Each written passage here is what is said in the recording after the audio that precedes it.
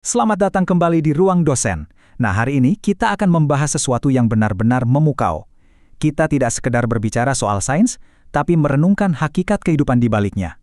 Coba bayangkan, alam semesta kita ini, dalam segala keheningannya, ternyata adalah cermin yang memantulkan kerumitan hubungan kita sebagai manusia. Jadi, mari kita kupas sebuah fenomena astrofisika yang tidak hanya mengatur benda-benda langit, tapi juga mengajarkan kita seni menjaga jarak, merawat batasan, dan menemukan harmoni dalam hidup. Perjalanan kita hari ini akan melewati beberapa fase menarik.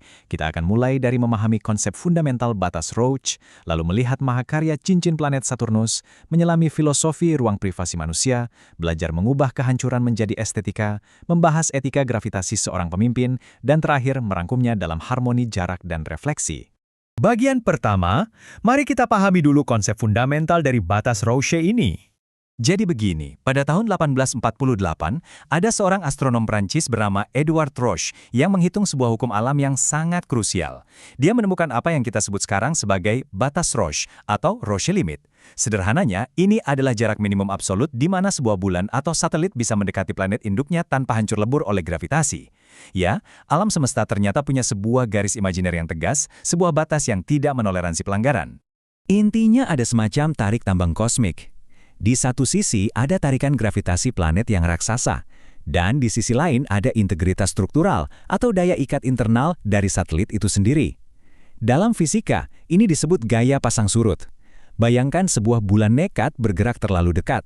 Tarikan pada sisi bulan yang menghadap planet akan jadi jauh lebih kuat dibanding sisi belakangnya. Hasilnya, bulan itu nggak sanggup lagi mempertahankan bentuk aslinya. Ia menyerah dan terkoyak oleh tarikan raksasa di hadapannya. Lanjut ke bagian kedua. Mahakarya cincin planet Saturnus. Anda pasti tahu betapa megahnya cincin Saturnus, kan? Nah, mari kita amati bagaimana alam semesta melakukan sebuah kehancuran terencana. Semua kemegahan itu bermula ketika sebuah bulan purba atau mungkin komet tanpa sengaja melewati batas Roche Saturnus. Terkena gaya pasang surut yang ekstrim tadi, benda malang itu hancur berkeping-keping. Tapi luar biasanya, kepingan itu tidak hilang tertelan kehampaan. Miliaran serpihan es dan batu itu justru menata diri kembali, berbaris rapi mengelilingi planet dan membentuk sistem cincin ikolik yang menakjubkan. Estetika paripurna dari cincin Saturnus ini pada hakikatnya adalah wujud dari keseimbangan yang sangat dinamis. Cincin itu bisa eksis justru karena ada kompromi. Ada keseimbangan antara keinginan untuk saling mendekat karena tarikan gravitasi dan kecepatan untuk tetap stabil di orbitnya. Kehancuran total yang pada akhirnya menemukan kedamaian baru dalam wujud keseimbangan orbit. Luar biasa, bukan? Nah, sekarang saya ingin mengajak Anda berhenti sejenak dari luasnya luar angkasa. Coba arahkan pandangan ke dalam diri. Pernahkah Anda membayangkan bagaimana hukum mekanika langit yang dingin ini ternyata beresonansi sangat sempurna dengan realitas kehidupan dan hubungan antar manusia yang kita jalani setiap hari? Ini membawa kita ke bagian ketiga, filosofi ruang privasi manusia. Dalam hubungan apapun, entah itu dengan pasangan, anak, sahabat, atau rekan kerja, selalu ada batas Roche tak kasat mata yang pantang kita langgar. Kadang karena merasa sangat cinta atau terlalu peduli, kita berasumsi bahwa kita harus mengontrol sepenuhnya. Ingin terus menempel dan tahu segalanya. Padahal, kebijaksanaan sejati mengajarkan kita untuk menghargai ruang pribadi. Cinta yang sehat itu bukan tarikan yang mencekik, melainkan jarak yang menghargai. Ini adalah sebuah peringatan filosofis yang sangat serius buat kita semua. Sama persis seperti planet yang mengoyak bulannya tadi, kalau kita terlalu memaksa masuk ke ruang privasi orang lain, atau sebaliknya, membiarkan orang lain menginvasi ruang mental kita, hubungan itu niscaya hancur.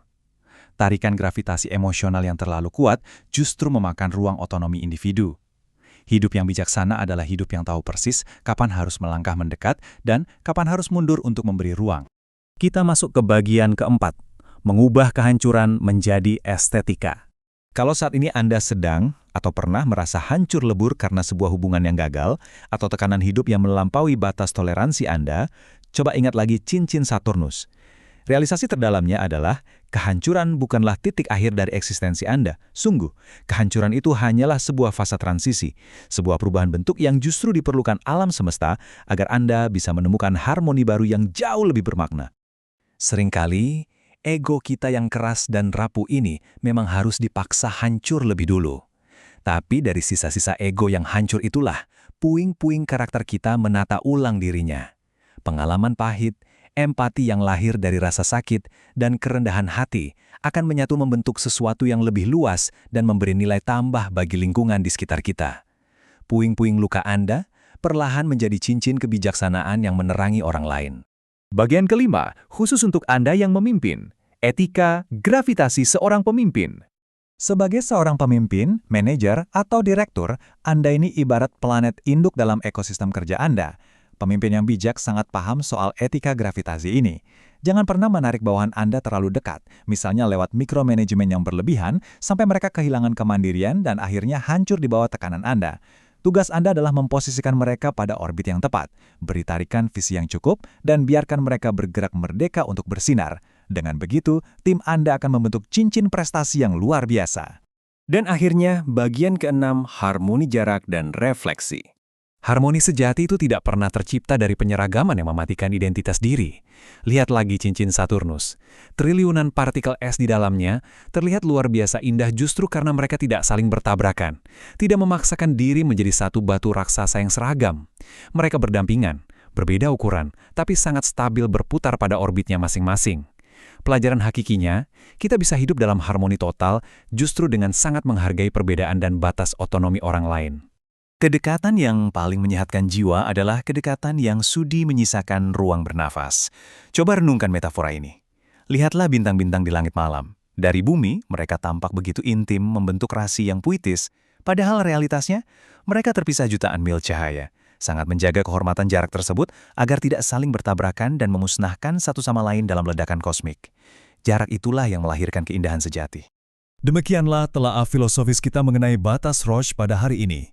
Jika Anda merasa mendapatkan pencerahan, mari dukung terus pembelajaran kehidupan di Ruang Dosen. Silakan subscribe channel ini, aktifkan lonceng notifikasinya, klik like, dan pastinya share penjelasan ini agar ilmu dan hikmahnya bisa tersebar mencerahkan lebih banyak jiwa. Terima kasih telah hadir di Ruang Dosen. Namun, sebelum kita benar-benar berpisah, izinkan saya bertanya satu hal untuk Anda bawa pulang. Dalam tata surya kehidupan Anda sendiri, siapakah yang saat ini berisiko hancur karena Anda tarik terlalu dekat? Jaga terus orbit kebaikan Anda. Dan sampai jumpa pada perenungan kita selanjutnya.